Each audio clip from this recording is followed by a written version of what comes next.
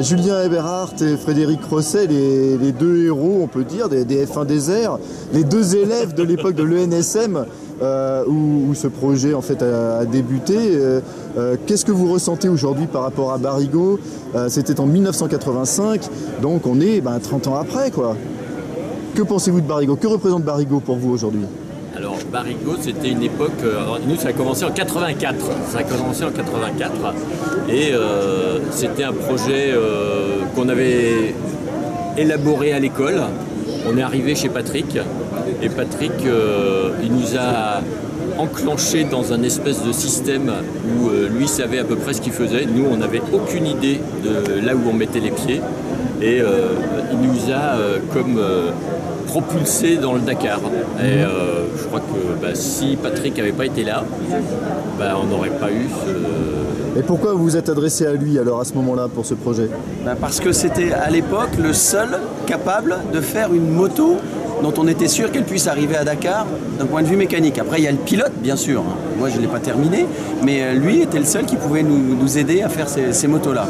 Et pour moi ça a représenté une aventure humaine incroyable. Sans Patrick, je n'aurais pas appris autant sur moi, sur les autres, sur les relations humaines que ce que j'ai fait. Et quelque part, ça m'a forgé pour ma vie future, pour la vie que je mène encore aujourd'hui. Parce qu'à l'époque, vous aviez quel âge alors 23. 24. 23-24 ans. Mais je vois que vous logez encore très bien dans les t-shirts de l'époque. Oh yes. D'où vient le choix du moteur Ducati pour les F1 Désert? C'était à l'époque le seul bicylindre disponible. On ne voulait pas refaire une BM puisqu'il y avait déjà les BM officielles. Les Moto Guzzi n'avaient pas eu beaucoup de succès au Dakar. Il restait donc le Ducati. Et en plus, dans la région, il y avait quand même Saint-Jean Moto, qui était un spécialiste du Ducati, qui nous a permis de concrétiser nos idées. Le choix n'était pas mauvais, puisqu'à la même époque, Cagiva avait choisi ce moteur-là pour rouler à un autre niveau, bien sûr, mais ça prouvait que la mécanique... Avec la Cagiva Éléphant qui a été commercialisée notamment. Et aujourd'hui, vous êtes heureux de vous retrouver au milieu de tous ces amateurs de Barrigo et de retrouver Patrick? Ah oui, hein. Alors là, il n'y a pas que question. Tous les amateurs de Barrigo, les personnes qui gravitaient autour, c'était vraiment, c'est un monde c'est super agréable de le retrouver et de se rendre compte à quel point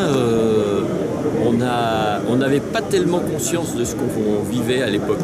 Et là, c'est comme si ça s'enracinait dans... Tout remonte et... Voilà, c'est vraiment génial.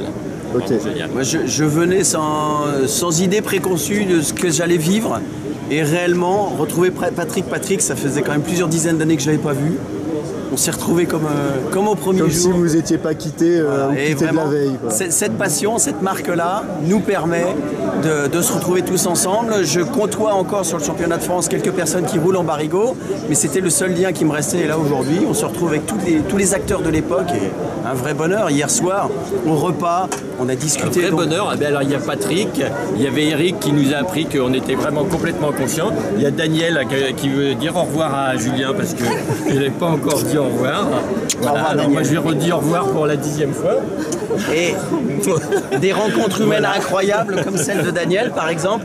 Daniel nous a accueillis pour le soir du réveillon de 84 de Noël parce que nous on était scotchés dans l'atelier de Patrick à serrer nos boulons, à mettre nos vis et ceci cela sur nos motos, et elle nous a accueillis chez elle. Là aussi c'est des aventures humaines, des petites choses qui rendent la vie tellement plus belle. Et je crois que c'est effectivement une des caractéristiques principales de l'histoire Barrigo, c'est qu'il y a une âme dans ces motos en fait.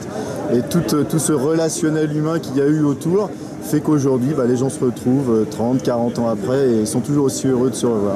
Oui, ça nous transcende.